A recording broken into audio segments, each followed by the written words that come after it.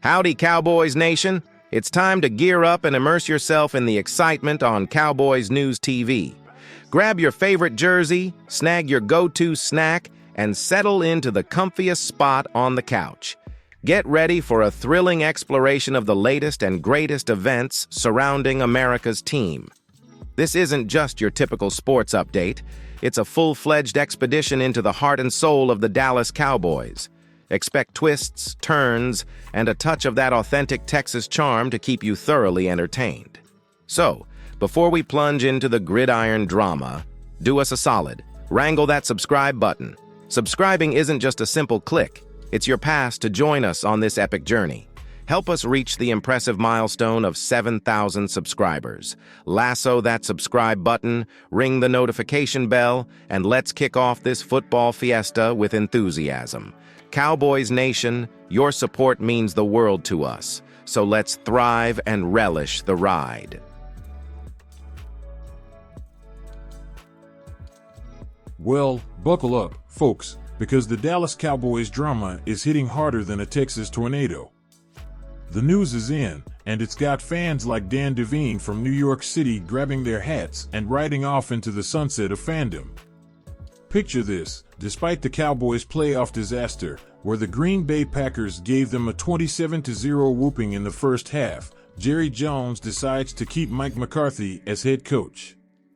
Now, I ain't no football expert, but even I can tell that's like trying to brand a bull with a marshmallow. And this decision has longtime Cowboys diehards like Dan saying, "I am done." Devine, a Cowboys loyalist for over 50 years, can't wrap his head around Jones' statement that the team is very close to achieving their goals. I mean, did he miss the game? Devine's frustration is as clear as a prairie sky, and he's not alone. Cowboys Nation is going through some sort of existential crisis. The Cowboys, once dubbed America's team, are taking hits from their own fans. Devine, who bled silver and blue through the 70s, 80s, and 90s, is now swearing allegiance to the Ravens and the Pack. That's like trading in your horse for a bicycle. I know this because I'm his nephew, and I've seen the Cowboys helmets on his shelf since the 80s. But Tuesday night, I get a text rant declaring, "Cowboys are dead to me.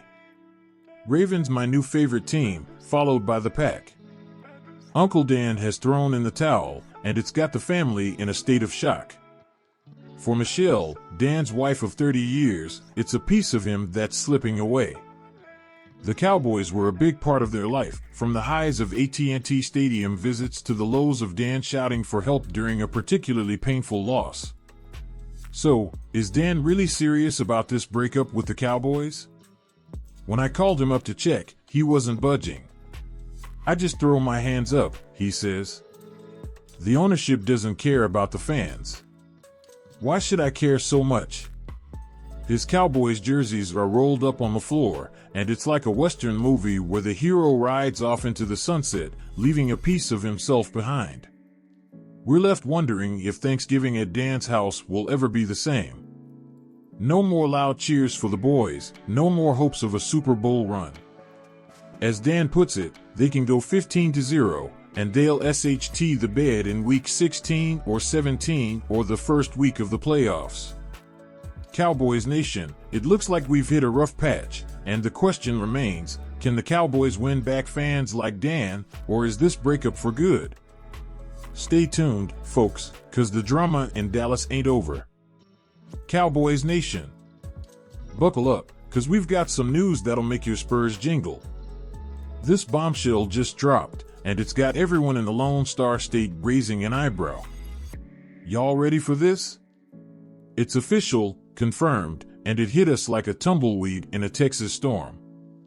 But before we dive into it, if you ain't already part of our Cowboys family, what are you waiting for?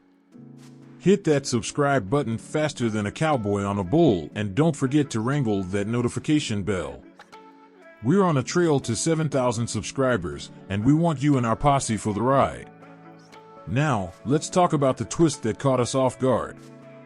Brace yourselves, Cowboys CeeDee Lamb might be playing a different tune than Dak Prescott, and it's got us scratching our heads.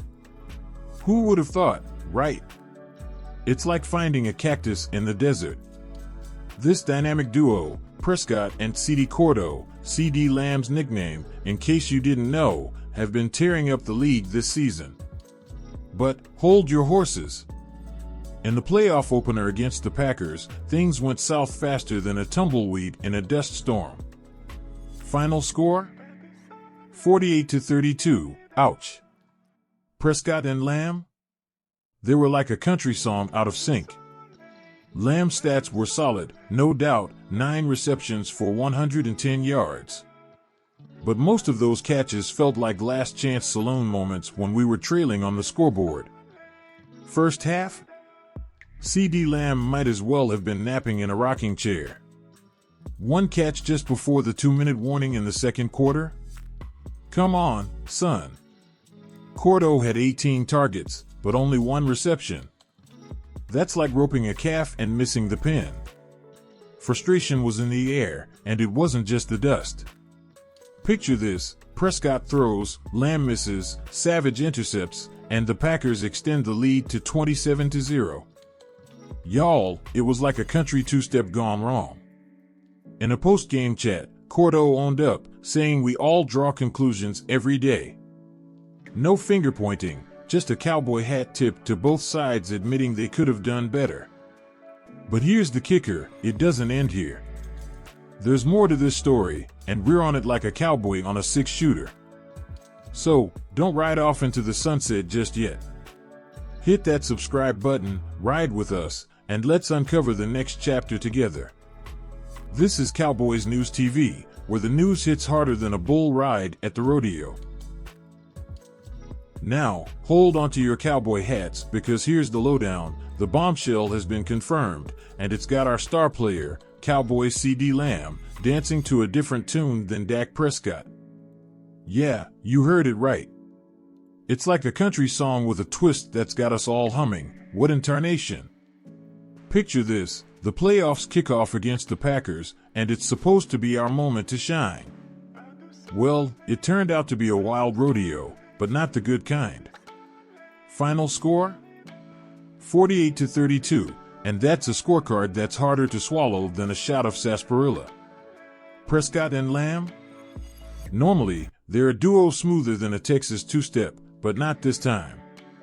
It was like trying to lasso a bull with spaghetti noodles.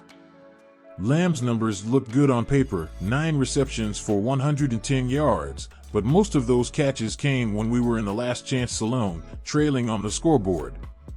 First half? CeeDee Lamb might as well have been sipping sweet tea in the shade. 1 catch right before the 2-minute warning in the second quarter? Come on now, we expect better moves than that. Cordo got 18 targets, but only 1 reception.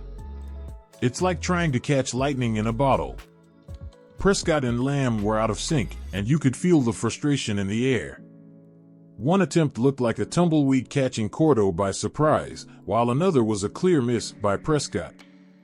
And, to add salt to the wound, Cordo was the target when Packers safety Darnell Savage intercepted a pass and scored a touchdown, putting us in a 27-0 hole. In the post-game interview, MCU's Cordo stepped up like a true cowboy, admitting we all draw conclusions every day. No blame game, just a nod that both sides could have done better. But hold your horses, folks, because this story ain't over yet. So, if you want to stay in the loop and catch every twist and turn of this wild rodeo, hit that subscribe button and be part of the Cowboys News TV posse. We're on the trail to 7,000 subscribers, and we want you in our corral. This is Cowboys News TV, where the news hits harder than a bull at the rodeo. Don't mosey away just yet, the best is yet to come.